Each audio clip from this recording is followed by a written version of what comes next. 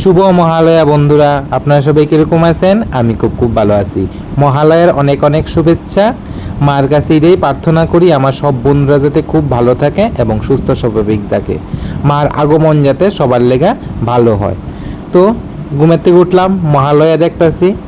তো ওখানে একটু ড্রেস ট্রেস ছাইরা আইলাম যে ভগবানের নিদ্রাটা একটু উঠাই দিই। আমরা প্রত্যেক বছরই সকাল সকাল ভগবানের তো প্রত্যেক দিনই উঠাই। তো ওই দিন ধূপ টুপ জ্বালাই করে, আশা করি সবাই জ্বালান, এটা তো নতুন কিছু না, আমরাও করি না।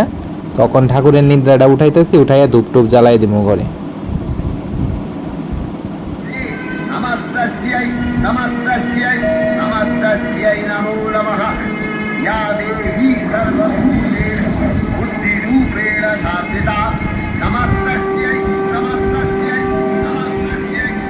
তো ধূপ টুপ দেখাইতেছি করে।